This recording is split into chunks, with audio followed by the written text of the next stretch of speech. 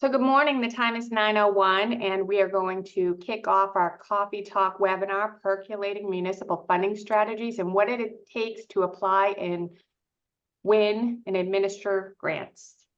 I'm Nicole Figueredo. I am Capital Strategic Solutions CEO. It's my pleasure to welcome you this morning to our webinar. We're thrilled to have you here. We'll be spending the next hour or less, depending upon how many questions we get, diving into the essential strategies you need to successfully navigate the complex world of grants. And whether you're new to grants or looking to improve your success rate, this session is designed to equip you and your municipality with practical tools ahead. Our expert panels will be sharing their real-world insights about identifying and applying for grants, assessing grant requirements and ongoing commitments, navigating multi-year and cross-jurisdictional grants. I thank God that they're doing this and not me. Successful planning and implementation and administrating grant funds. Now I'm excited to introduce our fantastic panel of experts, each of whom brings an extensive experience in municipal management and grant administration. Karen Kelly is here. She's the town administrator from the town of Bernardston, Mass. Jennifer Thompson, former town manager and CFO, Chief Development Officer and partner here at Capital Strategic Solutions, is here as well. Blythe Robinson, former town administrator and development executive at Capital Strategic Solutions, and Mary Ellen Kelly, former CFO and senior project manager for Capital Strategic Solutions. Throughout the webinar, we really encourage your active participation. Feel free to use the raise your hand button if you feel you have a question for our panelists or want to add some insights. And we'll also dedicate some time at the end for a full Q&A session. With that, let's get started. So I wanted to I'll kick it off with, we already have a chat and a question. Will this recording be available online later? Yes, Jane, the recording will be available later on and you'll be able to download it and use it for your reference. But thank you so much for actively participating. And feel free to jump in and raise your hand if you want to ask your question live. From an overview and planning discussion, can any of the panelists provide us with some tips for identifying and applying for grants for communities? I'm going to actually kick that over to, I'm actually going to kick it to you, Blythe. Okay, thank you, Nicole.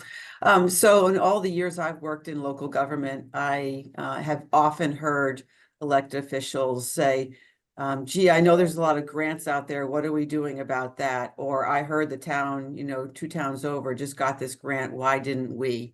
And so I think this is helpful to try to give some folks some insights into how they can be successful at it, because there are a lot of grants out there on the state and federal level. Massachusetts, I can assure you from looking at what the other New England states do, is a real leader in what they offer to communities compared to the others. But I think it takes some planning to be able to win them. And so I'm looking forward to talking about that today. I think the most important thing is to keep your eye out there for things that are possible and work to be prepared, because often what we hear is, hi, I heard there's this a grant for IT services and it's due in a week and a half. Can you help us with that?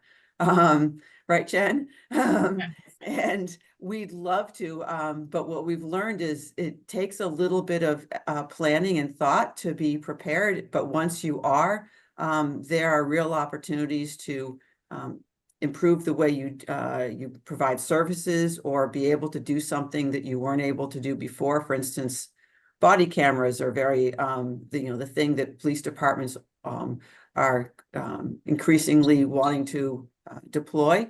And there's grants out there and they're not hard to get. They just take some planning to be able to be successful and carry that through. So I think that's my biggest tip to start off with. Yeah. I'd be interested to see if Karen, if you have any insights and tips, being that you're currently the town manager for Bernardston. And please correct me if I'm pronouncing that wrong. No, that's correct. Thanks. Good morning, everyone. So It's been a little over a year since I've been here in Bernardston, and when, you know, the whole grant process was, I wouldn't say new to me, but new in the municipal sphere or space. And one thing that we identified was that we need to have some kind of an internal grant management process within the town. So we actually developed something in writing, and it is titled just that, a grant management guideline. And it's a written, I wouldn't say a policy, just guidelines to all department heads, our boards, committees, and commissions. And it kind of establishes internal controls to not only hit what grants are out there for us, but identifying mostly grants that are a good fit for the town. Because it helps us ask those questions, especially if it's a matching grant, for example, or you know, the staffing requirements to execute and manage a grant. Though that internal control process really has helped the town make, you know, better decisions about which grants we might want to get involved in and which ones we might not want to. Or maybe we can do this with another neighboring town. So I would say establishing maybe some internal controls and how you want to, you know, capture grants that are out there, something that can be distributed, that everybody's on the same page, and bring those discussions out into the open at meetings or whatever is kind of a good method, I think. Yeah, that's great. Mary Ellen, do you have anything to add, having been a CFO for a larger community?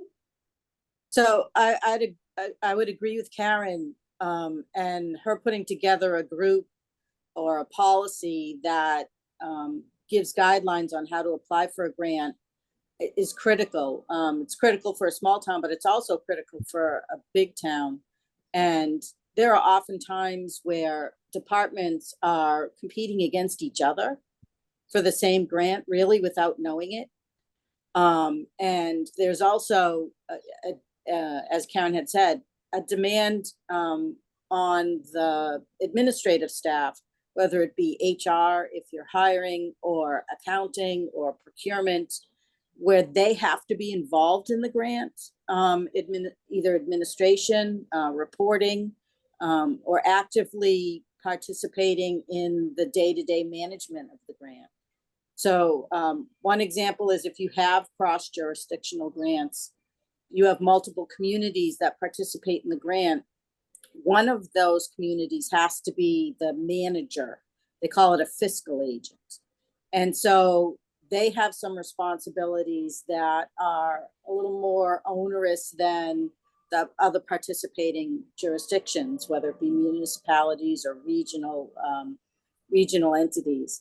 And so all of that needs to be coordinated and communicated. I'd probably have to say communication when applying and administering and managing a grant is probably the most critical piece, because you have multiple departments that have responsibilities, and in a cross-jurisdictional one where you've got other communities, they have additional responsibilities as well. And so that plays a huge part in managing the grant, and it plays a huge part in getting the grant too, because your a good application can really give that message to the grantor that this is a well-coordinated team, and this is a community that can take this grant and run with it. Right. Yeah. I think you hit on a button, Mary Ellen, when you talked about, you know, the different grants that, you know, the cross-jurisdictional grants. One of the questions that, you know, I have is there's so many out there, you know, there's the local ones, the state, and then the federal grants. And I think everyone on this panel has been through the era, and then we jumped into the ARPA. And I'm actually going to kick this to Jennifer and see if she can give us some key points on what the difference is between the different levels, between the local, the state, and the federal, and regarding identifying, applying, and maybe administering them. Because I know that you've had your hands in a little bit of everything. Yeah, and I think that's where every municipal leader is right now. I think, you know, funding came fast and quick after COVID, and the hardest thing has been navigating where the funding is coming from and trying to find it. You know, so, you know, we've been fortunate that we've been able to dedicate time and kind of help communities identify funding, because it is kind of this labyrinth of grants all over the place coming from so many multiple funding streams, especially on the federal side. I agree with Blythe. I mean, I think Massachusetts does do a good job at kind of not only offering state grants, but at least trying to guide people into the federal grants. So I know now they have, you know, A&F is working really hard to try to communicate to municipalities which grants are available to them, not just the state grants, but the federal grants, which is helpful. But it still takes some chasing, to be perfectly honest with you. You know, the federal grants can be overwhelming if you've never looked at them before. Just the notice of funding opportunity itself can be a little bit overwhelming.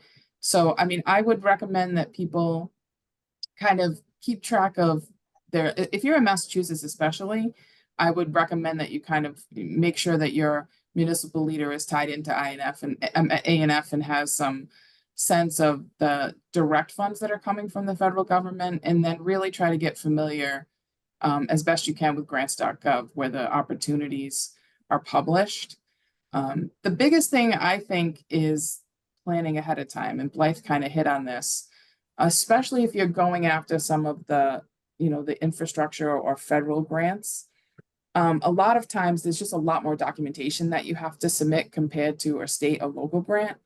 So I would encourage people, when you see that notice of funding opportunity, or if it's sent to you, or someone mentions it in a meeting and you go to look it up, or you get an email saying, hey, this grant is open, it might be good for our community, to really kind of read what the requirements are. And I know it's a super long document and takes a little patience to get through, but if you could get to the section that tells you exactly what needs to be submitted, because sometimes in those federal grants, you're going to need assistance maybe from an engineer, a contractor.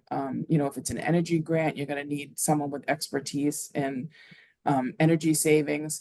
So you need to get those people on board early, rather than a month before the grant is due and you're trying to scramble for information. So some of those federal grants, you're going to need some outside assistance from some technical experts.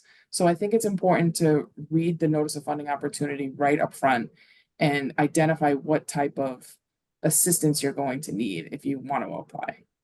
Yeah, thank you, Jennifer. We do have a question from the audience, from Cara, and I hope I'm saying that right. She is actually requesting a copy of your grant management guideline for reference, Mary Ellen, or actually Miss Kelly. You're both Miss Kelly, so I don't know which one. It was Karen was mentioning it. Sorry, I obviously need more coffee this morning.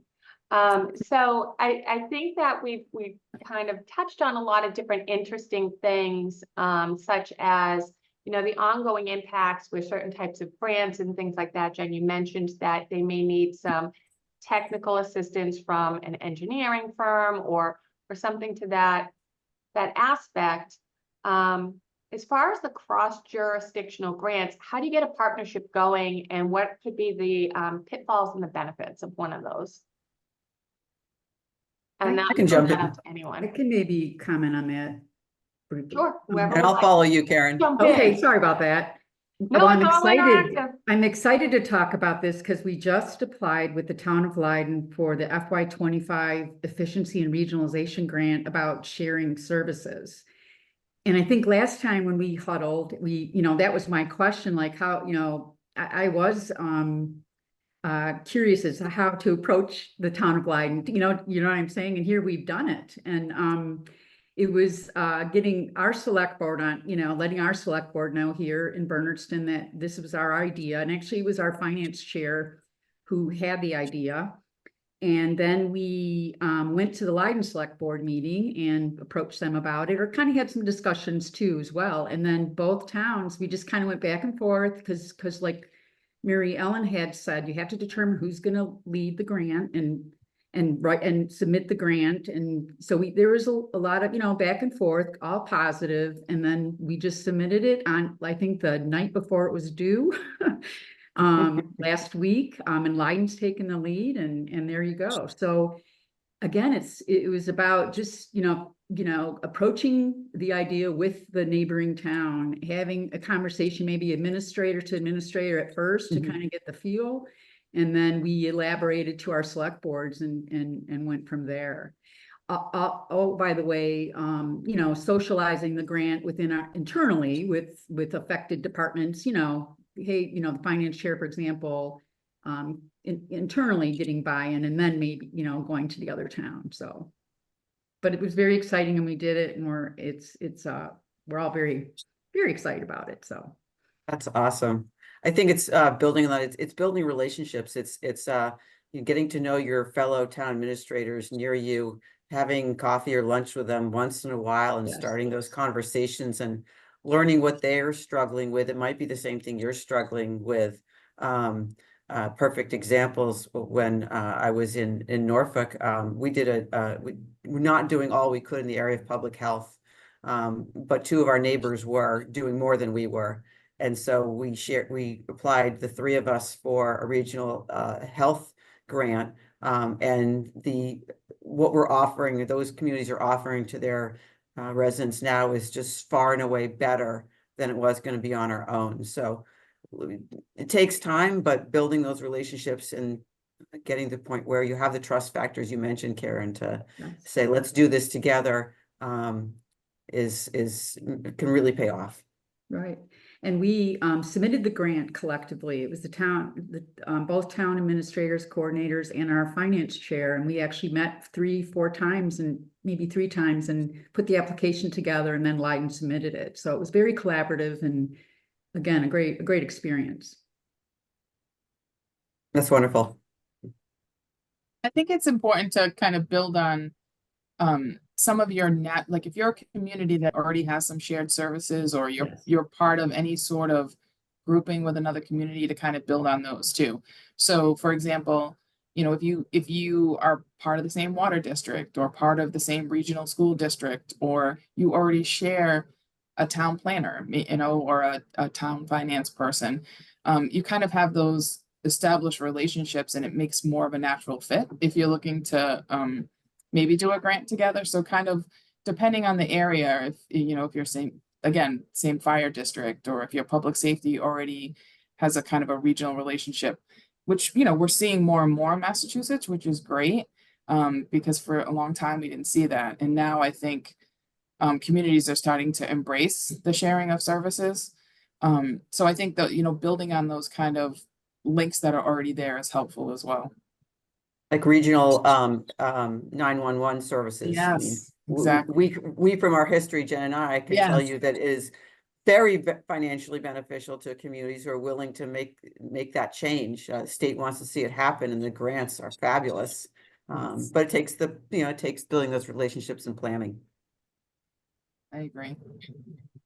So we do have a question from our audience, and Jane McNulty would like to know who within the municipality should be involved in the process of developing a grant management guideline or policy. And I'm going to open that up to any of you all, because you are the experts. Can I jump in? Sure. You really have to have either the town manager or town administrator, whoever is the person that's going to be making sort of final decisions on spending or hiring, at least aware, if not actively participating in the grant search and the grant process, the grant application process. And you also want to have any department that's going to have to do something during the grant period. So, and that could be, whichever departments, if it's, a DPW grant, if it's something that DPW is going to do, or fire or police. And if you haven't been really active in grants, try and find out in your department, how many of your departments have applied for grants before, because very often they're done in a disjointed way.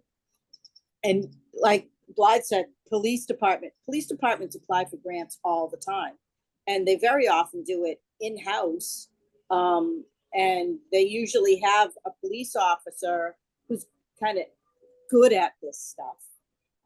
Is what they go, well, he was good at that stuff, so we had him do it.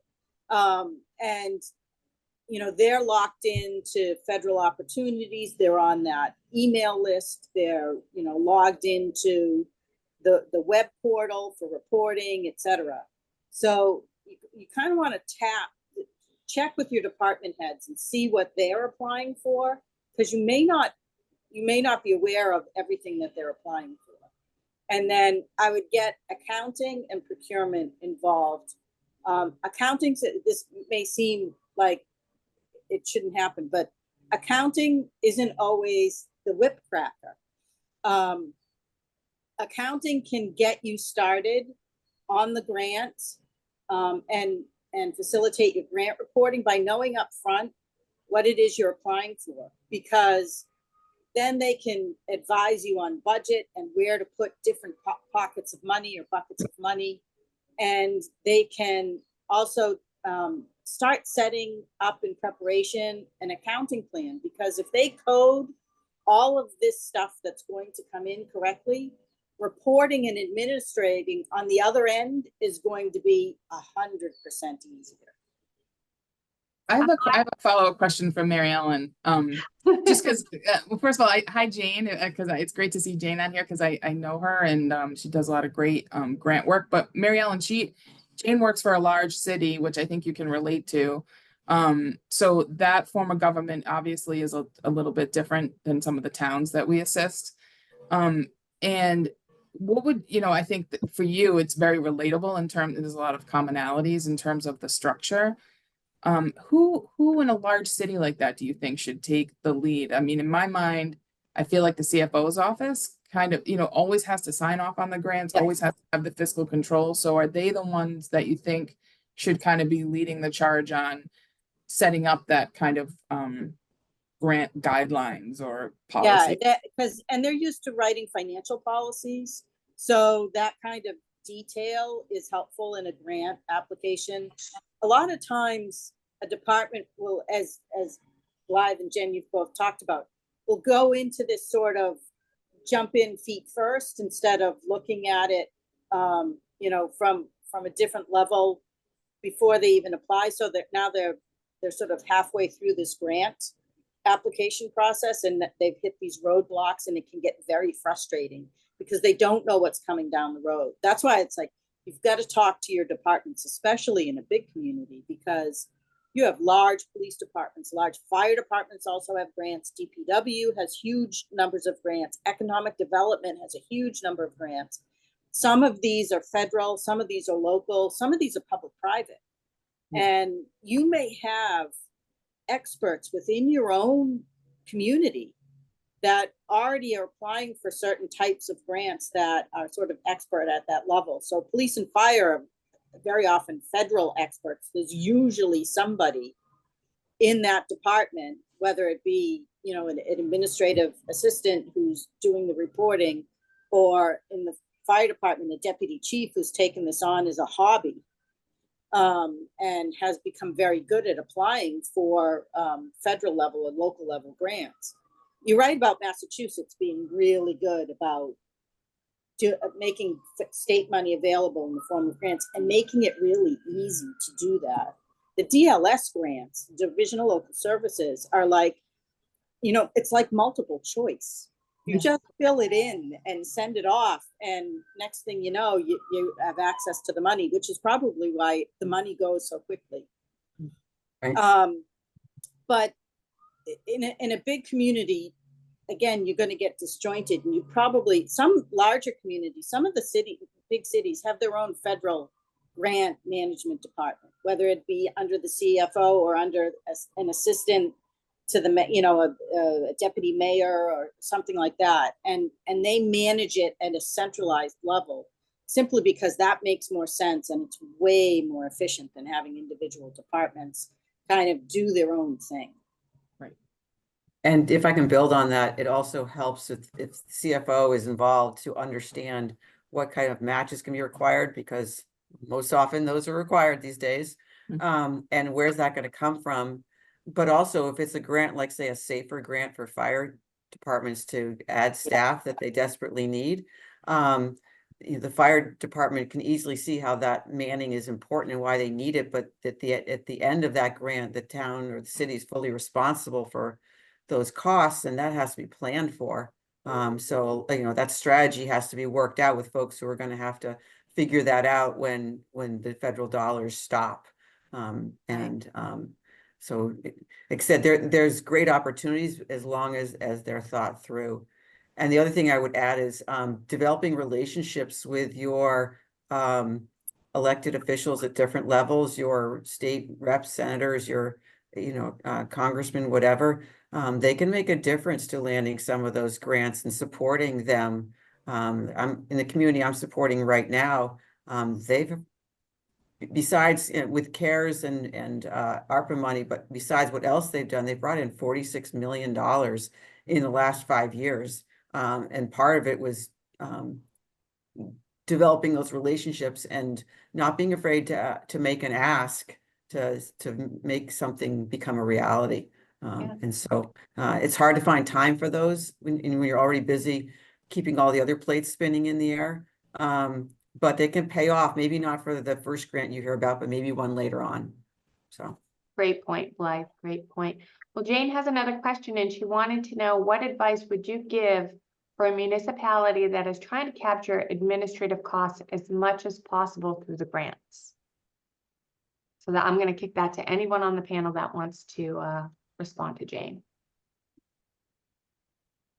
Do you want me to jump in? Sure, Mary Ellen. The lawnmowers have stopped in the background. So I think first of all, you need to look at the grant application very specifically and what's in allowable cost and non-allowable cost. Because that'll tell you specifically what you can and cannot include in your budget. In most cases, almost all administrative costs can be part of the budget in some form or fashion. It could be that if you have a match and the match has to be X percentage, then you can only charge the remaining X percentage in administrative costs. But you want to try and capture as much as you can in terms of the total cost. You really want to think about the total cost of administering whatever service or program is going to be funded with this grant. So if there's technology costs, if you have to buy laptops or software licenses, if you have to buy a lot of supplies to be distributed, how best to accomplish that, and all of those incremental administrative costs that are non-staff related are generally allowable. There's going to be, and the application generally asks or is very specific about what's not allowable. When you get to the personnel stuff, and this is always tricky, again, because you have a 1-year grant and it's for hiring a staff person, or the safer grants for fire, which are generally, I think, 3 years. Mm-hmm. And over that 3 years, like you pay 25%, and then you have to pay 75 or 50% of the cost, and then 75% of the cost, and then all of that cost is on the municipality. That includes things like your retirement costs, the health insurance. You could add, if you provide life insurance, a certain portion of the life insurance, the salary, obviously. And some communities charge OPEB, which is the other post-employment benefits, liability cost. So you have to kind of know what your financial policies are, or the financial policies of the community. Even if you're doing a shared service or a shared community grant, you have to know what the other community's policies are. Because if you get to a point where some communities have a policy that once they hire, they will not lay off unless some drastic circumstance. So they don't even want to get into say a multi-year staffing grant, because they don't want to have to lay them off at the end. And we have a policy of avoiding layoffs. Therefore, I'm not even going to hire. So you get to a point where you've built this grant, interest in this grant application, and then your sister community says, well, you're going to have to do all the hiring because we're not going to hire them because we're not going to fire them in 3 years, which was a conversation I recently had. So that, it's like, oh, I'm not sure I really thought of that when we were thinking about this grant. So there's all the personnel costs that you can think of, you can generally charge in either, again, as a portion. It may be something that you could use as a match, which means you're paying it yourself out of your own budget. But again, incrementally, that may not impact your overall budget. If you're paying for 2 or 3 health insurances, it may not be as impact. That could be the entire match because that's the increase in the cost. So everything, you want to assemble everything together and then compare it to what the application says is allowable and not allowable. But you want to identify everything it's going to cost you because you don't want to be surprised in the end. One I run into is whoever is the hiring authority is responsible for workers' compensation if that employee gets hurt, not the other. And so there's, we generally, nobody's going to get hurt doing their job, but if they do, it's going to be on the community that's the employee works for, and that's something to just be aware of. Not a barrier, but an awareness. In a small community, that could be a big cost too. I mean, Sure. It's not, again, when you're looking at a large city or a large town, they can absorb some of these, relatively small costs. If all of a sudden you get to a point in a grant where it's, this is a $25,000 match, $25,000 match for a $250 million budget, you can find it. A $25,000 match for a $3 million budget is a different, different conversation altogether. Mm-hmm. As a smaller community, Karen, how have you handled the extra workload that the grant applications administration require? Well, I have Blythe on speed dial. That's how I. But really, as part of our process, we'll internally assess that. How are we going to handle this? And we'll have that conversation. And then, again, our grants before we apply goes in front of our select board to see if it's something we want to do. And then that usually comes up. Do we need help with this? And we just ensure most times we do. And because of our size, and we don't have a large staff. It is mostly help with writing, submitting the application, but then managing the grant afterwards and reconciling it is part of our thought process when we approach an outside party to help us. And it also, the Franklin Regional Council of Governments has also helped us with some of our grants as well.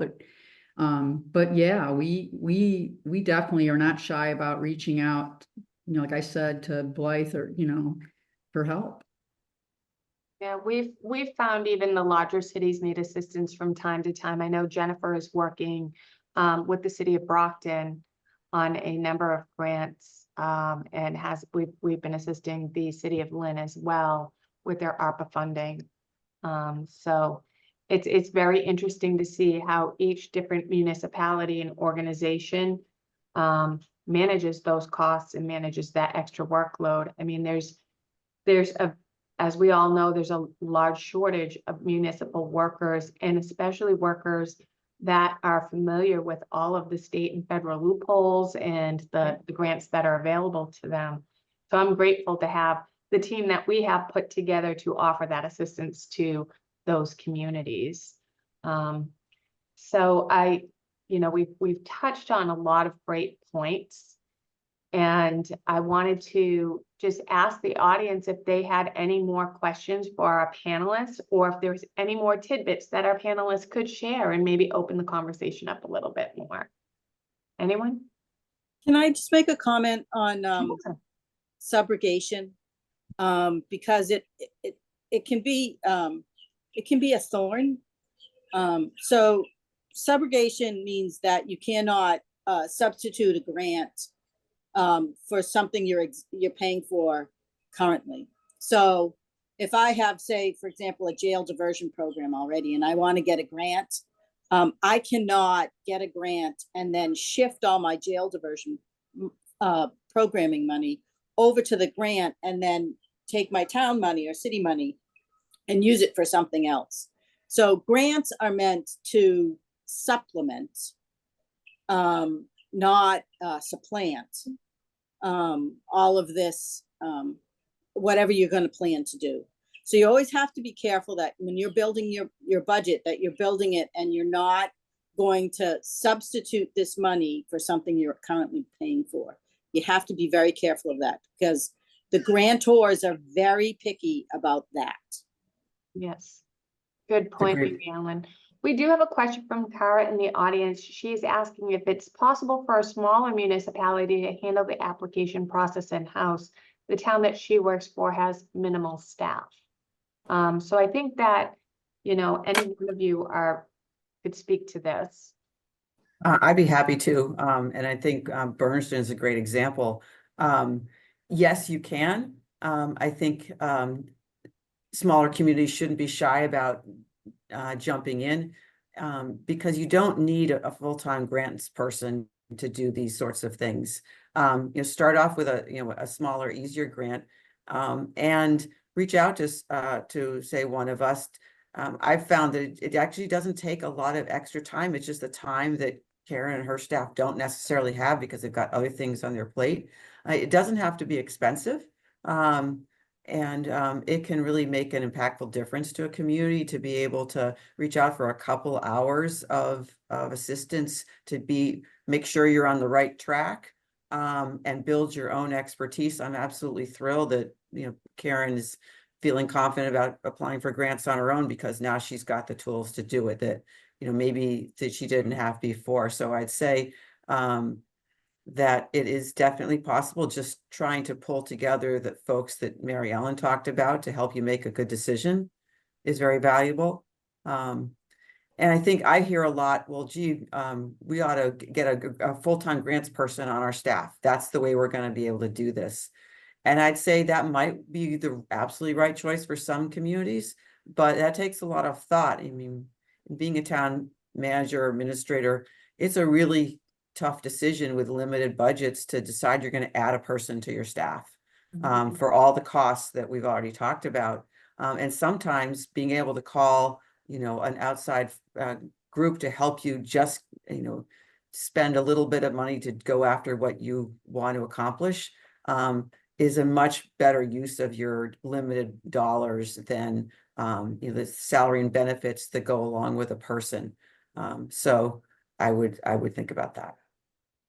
I just want to add something to that. We took it as far as adding a budget line in our budget for grant writing services. You know what I'm saying? Something that we thought out. We looked at, you know, a couple of years past when Lou was here and added a budget line for, you know, outside grant writing assistance. So that conversation from the select board, getting it in the budget, and then it made it easier, I guess, in a way to consider that instead of having to deal with how are we going to pay for it. And again, we're 2,000 people town, not a big budget. So it was imperative that we added it to our budget and had thought about how to use it. So. Right. And then again, I think thinking about it on the other end, when the grant is done, you've got to pay for that employee, or when the equipment that you got for a grant is going to reach its useful life and needs to be replaced, that grant might not be there anymore, or you might not be eligible. So how are you going to replace the body cameras, the, you know, the camera, whatever type of equipment it is? It's great to get the grant, but then what do you do when, you know, when that day comes? Because it does come. It does. Yeah, that's great tidbits and great pieces of information. We do have another request if the panel could touch a bit more in depth on the federal grants because they're a bit more intimidating. So you guys are my experts. I don't do grants for a reason. I just want to say real quick. Okay. This is when I would call capital strategic federal grants. Go ahead, Jennifer. Jen, help us. I agree, they are, you know, and then I would love to tell you that I can handle the entire application, but there's some sections of it, like I mentioned earlier, that you will need some, you know, you might need some technical assistance. So a good example is an infrastructure grant. If you're going for an infrastructure grant through the BIL, and you have to do a benefit cost analysis, which if anyone's ever done it is pretty painful process through the federal form that you have to fill out. But you need engineering stats. Like, so if it's a road project or if it's a water main project, there's engineering stats that you're going to need to insert into that benefit cost analysis. An example is we did one for a dam replacement down in Burrillville, Rhode Island. And, you know, we were fortunate, they had, like most municipalities, they had an engineering firm already engaged. But like I said, you have to engage them early to get the data from them early and get their assistance in the application. Energy ones are another one that just can get very technical. So, you know, making sure that you have someone in place that can handle the technical side of things, and just looking ahead of time at what the paperwork is going to be, because it's going to be a lot more involved than a state grant. That doesn't mean it's not worth going for. You just have to make sure you have the time put aside to handle it, because it's a lot more paperwork. I think there's also sort of a federal grant season. You know, there's a certain time period where most of the federal departments are releasing these things. Yeah. And if you can get on that email list, so you hear the announcements, sometimes I will say for federal grants, so sometimes the announcements are not very, and the due date are not very far apart. And I often wondered whether they do that to minimize the number of people who apply for it. Because just looking at that time frame may scare people away. But I think part of the applying for federal grants is that for most cases, it's an unknown. If you've never applied for it before, it's like, oh my God, this is so hard. But once you've done it, it's like getting on a bike, you know. Yeah. Once you've done it, you can get on it again. And once you've figured out how the method works, how the process works, and the methodology, it's like sort of the same all the way across them. And so you can get, you know, a good amount of experience and get pretty adept at applying for these things. I know that when I worked in Framingham, our economic development department had their finger on the pulse of some of the federal stuff, and they could work their way around the federal system. And that was one of the groups that when we were applying for a different federal grant, I found all these IDs for Framingham on the website going, wait a minute, who are all these people? And that's when we really sort of coalesced the whole process a bit. Okay, now that you're applying for this and you're applying for this, and you know, you guys don't want to compete with each other. We actually had to have two departments work together, because we found out at the very start of the process, they were going for the same grant and competing against each other. And it's like, well, this is the same thing. Let's just do it together. Yeah. But you know, that sort of happened in error. We were all sort of working towards that same, you know, all the different federal buckets, and literally slammed into each other. And build those relationships, like I said earlier, with your elected officials or the chief of staff in their offices, because they might be able to guide you towards something that you didn't know about, or they can help you get over the finish line with some support that you wouldn't have on your own. Yeah. And I agree with Mary Ellen. I mean, a lot of the federal grants are so cyclical. So you're going to know that they're coming up in the spring, or they're going to know that they're coming up in the fall. There's certain ones that always come out at the same time. And, you know, we ran into this with a community that wanted to apply for a brick grant. They weren't ready in the year that they first thought they were going to be ready, but they knew the following year they were going to apply for it. So they kind of had the year to prepare for it. And I agree with Mary Ellen. The portals that you have to, you know, it depends on which grant you're applying for. There's different portals. depending on the federal agency.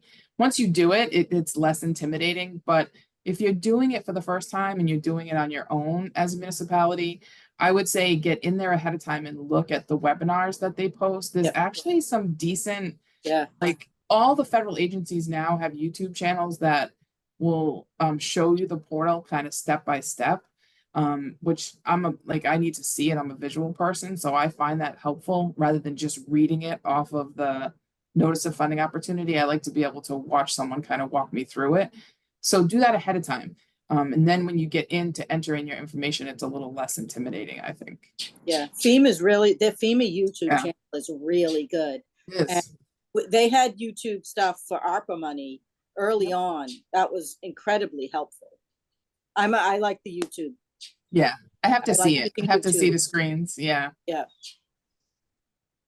Well, I think we've had some really great conversations and really great tips that were brought out by our panel. I don't see any more questions in the chat or anything else.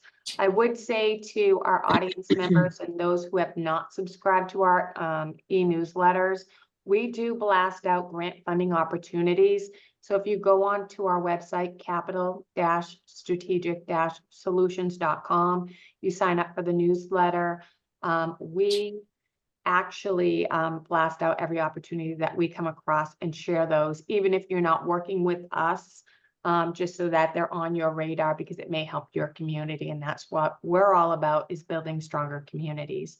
So I'd like to thank everyone for joining us today. And I want to thank my panel for being here and taking the time out and sharing these interesting tidbits and information about being ready for the grant, how you administrate the grant, how you write the grant, and how you get it through all those different loopholes, state, federal, local, all of those things. So again, thank you for joining us.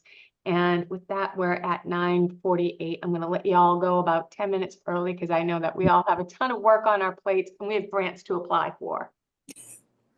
Thank you. Thank Thanks. you.